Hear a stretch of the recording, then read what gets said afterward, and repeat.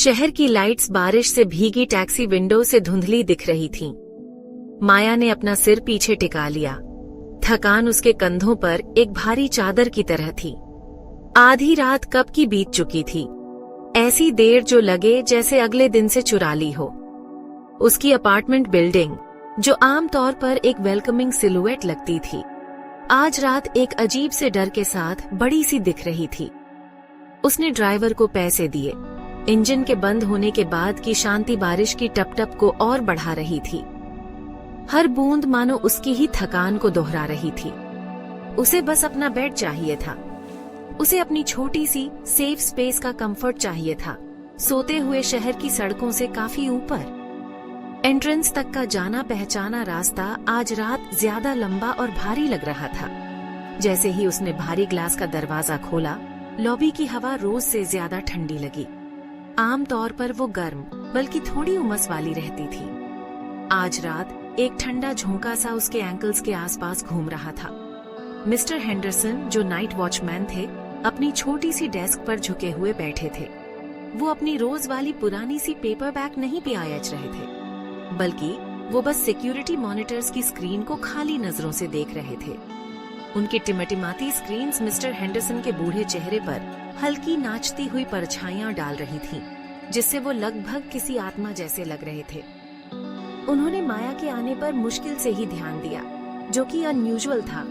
देर से लौटने वाले टेनेंट्स के लिए उनके चेहरे पर हमेशा एक थकी हुई स्माइल या एक नॉड होता था। वो उनके रात के आने जाने के एक साइलेंट गार्डियन थे। मिस्टर हेंडरसन ने आखिर ऊपर देखा।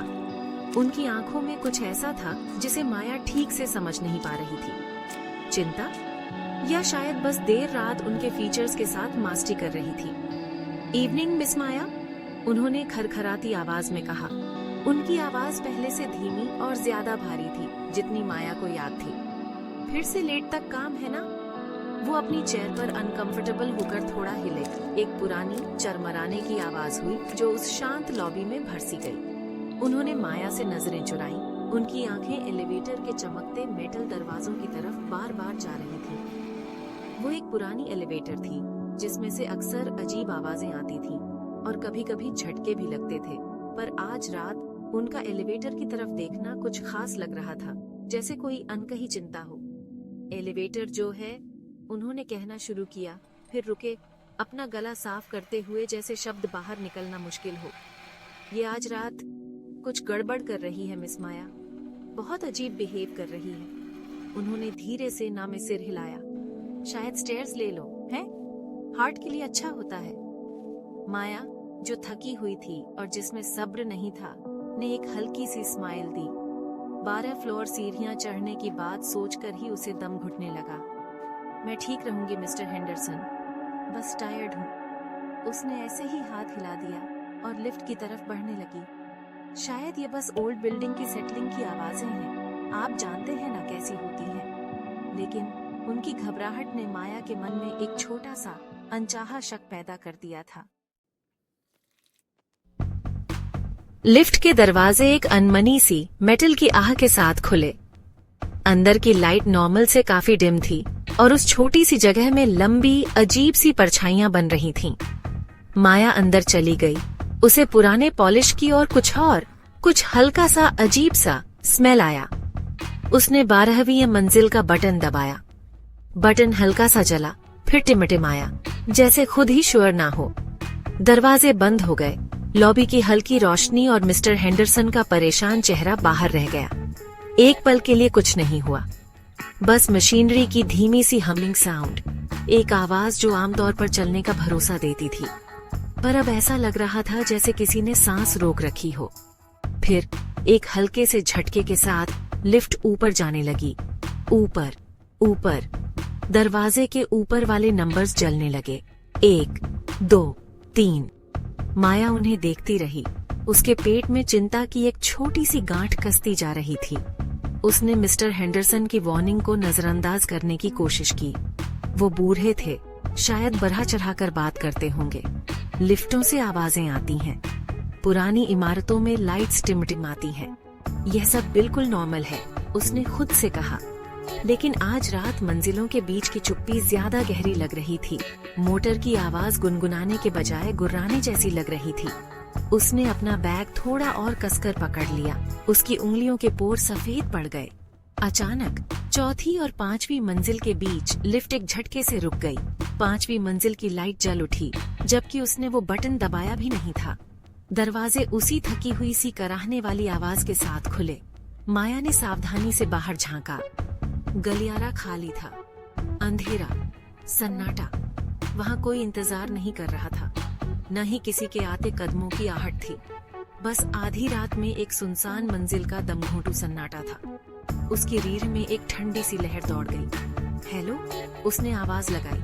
उसकी आवाज इतनी धीमी थी जैसे फुसफुसा रही हो, और वो आवाज उस खालीपन में खो गई। लिफ्ट के अंदर की लाइट्स एक पल के लिए तेजी से टिमटिमाई, फिर ठीक हो गई, पर पहले से भी धीमी।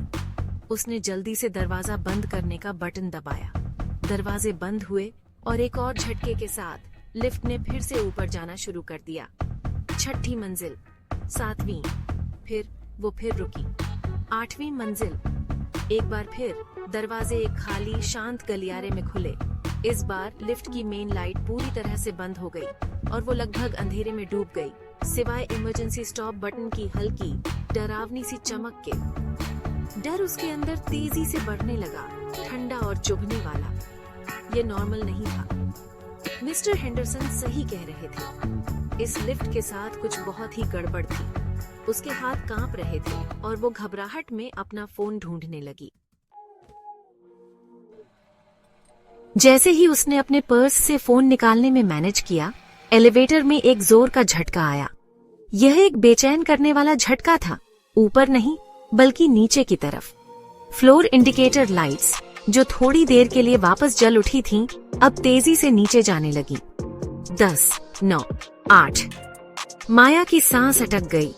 उसका दिल पिंजरे में फंसे पंछी की तरह उसकी पसलियों से टकरा रहा था।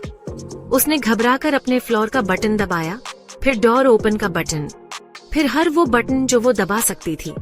किसी ने भी रिस्पॉन्ड नहीं किया। एलिवेटर अपनी मर्जी से चल रहा था, एक स्मूथ डरावनी सर्टेनिटी के साथ नीचे गिर रहा था। हल्की सी इमरजेंसी लाइट भयानक नाचती हुई परछाइयां बना रही थी। उसकी सांस गले में अटक गई। नीचे वो जा रहा था, लॉबी लेवल के पार, ग्राउंड फ्लोर के पार। हवा और ठंडी और नम होती गई। एक सीलन भरी बदबू, जैसे मिट्टी और सड़न की, उस छोटी सी जगह में फैलने लगी। नंबर्स अनजान टेरिटरी में नीचे जाते रहे। B1, basement. उसे तो पता भी नहीं था कि इस बिल्डिंग में इस एलिवेटर से बेसमेंट जाया जा सकता है। यह सोचकर ही उसके अंदर डर की एक नई लहर दौड़ गई। यह उसे यहाँ क्यों ले जा रहा था? बेसमेंट में ऐसा क्या हो सकता है जो एलिवेटर उसे दिखाने के लिए इतना डिटरमिन्ड लग रहा था? उसे लगा जैसे वो पूरी तरह फंस गई है, किसी अनदेखी ताकत का खिलौना। एलिवेटर आखिर में धीमा हुआ, उसका नीचे जाना कम होता गया, जब तक कि वो एक हल्के आखिरी धम्म की आवाज के साथ बेसमेंट लेवल के घोर अंधेरे में रुका। दरवाजे तुरंत नहीं खुले। एक लंबे दर्दनाक पल के लिए माया उस घुटन भरे अंधेरे में जम सी गई थी। खामोशी सिर्फ उसकी उखड़ी हुई सांसों और उसके दिल की तेज धड़कन से टूट रही थी।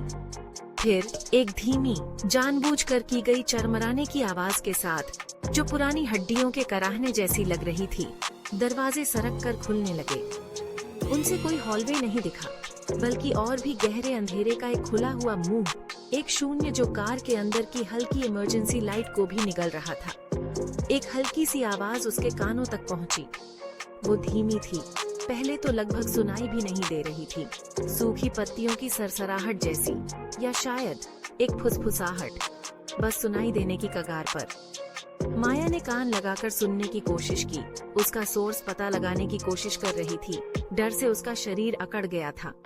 यहाँ की हवा भारी थी, बासी थी, और उसमें वही नम, मिट्टी जैसी गंध थी, अब और ज्यादा तेज और ज्यादा दम घोंटने वाली। वो फुसफुसाहट फिर आई, इस बार थोड़ी ज्यादा साफ, जैसे उस घने अंधेरे से सरकती हुई आ रही हो जो खुले एलिवेटर डोर्स के ठीक पार था। वो ऐसे शब्द नहीं थे जिन्हें वो समझ सके, बल्कि एक सरसराहट वाली सांस की तरह थी। ठंडी और पुरानी। माया खुले एलिवेटर के दरवाजे पर झिझकी, बेसमेंट के घोर अंधेरे में झांक रही थी। वो फुसफुसाहट मानो उसे बुला रही थी, एक डरावना बुलावा उस अनजान जगह में। उसका मन जोर जोर से कह रहा था कि वो वहीं रुक जाए, जोर से दरवाजा बंद करने का बटन दबा दे, भले ही उसका कोई फायदा ना हो। लेकिन उसके अंदर की एक और आवाज, जो इस लोहे के जाल से निकलना चाहती थी, उसे आगे बढ़ने के लिए कह रही थी। उसने डरते डरते एक कदम बाहर रखा। उसका पैर ठंडे ऊबड़ खाबड़ कंक्रीट पर पड़ा। वो फुसफुसाहट अब उसके चारों ओर घूमने लगी और पास आ गई, जैसे किसी अनदेखी चीज ने उसकी मौजूदगी को महसूस कर लिया हो। उसे अपनी गर्दन के पीछे ठंडी सांस महसूस हुई। वो इसे सह नहीं पाई। वो दम घोंटने वाला अंधेरा, वो अनदेखी मौजूदगी, वो डरावनी फुसफुसाहटें, ये सब बहुत ज्यादा था। नहीं, वो बुदबुदाई, पीछे हटते हुए फिर से एलिवेटर के बटन्स टटोलने लगी, ये जानते हुए कि इसका कोई फायदा नहीं है। घबराहट में अचानक आई हिम्मत से वो मुड़ी और भागी, बेसमेंट में और अंदर नहीं, बल्कि उस तरफ जहां उसे लगा कि सीढ़ियों का दरवाजा हो सकता है। हालांकि उसने बेसमेंट की सीढ़ियां कभी इस्तेमाल नहीं की थी। उसे एक दरवाजा मिला, उसने उसे जोर से खोला और धूल भरी मकड़ी के जालों वाली सीढ़ियों पर तेजी से चढ़ गई। तब तक नहीं रुकी जब तक वो ग्राउंड फ्लोर की लॉबी की थोड़ी सुरक्षित जगह पर हांफते हुए नहीं पहुंच गई। अगली सुबह पीली पड़ी हुई और कांपती हुई माया ने अपना डरावना एक्सपीरियंस बहुत गंभीर मिस्टर हेंडरसन को सुनाया। उन्होंने ध्यान से सुना। उनके चेहरे पर ऐसी गंभीरता थी जो उसने पहले कभी नहीं देखी थी। जब उसने बात खत्म की तो उन्होंने उसकी कहानी को नजरअंदाज नहीं किया, बल्कि उन्होंने एक गहरी सांस ली। मुझे इसी बात का डर था मिस माया, उन्होंने धीरे से कहा। पहले वाले नाइट वॉचमैन, बूढ़े मिस्टर एबरनैथी, वो अक्सर बातें किया करते थे कुछ चीजों के बारे में, एलिवेटर में, बेसमेंट में। फिर उन्होंने अपना मॉनिटर उसकी तरफ घुमाया। मैंने कल रात एलिवेटर के अंदर की सीसीटीवी फुटेज चेक की। जब तुमने उसके अजीब बिहेवियर के बारे में बताया, उसके ठीक बाद वो धुंधली सी ब्लैक एंड व्हाइट फुटेज चलने लगी। उसमें माया थी जो बहुत परेशान दिख रही थी, जैसे जैसे एलिवेटर गड़बड़ कर रहा था। लाइट्स झपकने लगी, एलिवेटर रुक गया। फिर जैसे ही एलिवेटर बिना परमिशन के नीचे जाने लगा, कैमरा एंगल ने कुछ और दिखाया। ठीक उसके पीछे खड़ा, लगभग उसे छूता हुआ एक लंबा परछाई जैसा फिगर था। वो साफ नहीं दिख रहा था, कम रोशनी और लो रेजोल्यूशन की वजह से उसके फीचर्स धुंधले थे, लेकिन वो वहां था, इसमें कोई शक नहीं। एक ऐसा फिगर जिसे उसने देखा नहीं था, एक ऐसा फिगर जिसने कोई आवाज नहीं की थी, एक अनदेखा पैसेंजर जो उसके साथ उस डरावने सफर में था, बिल्डिंग की गहराइयों में। माया देखती रह गई। एक खामोश चीख उसके गले में फंसी हुई थी।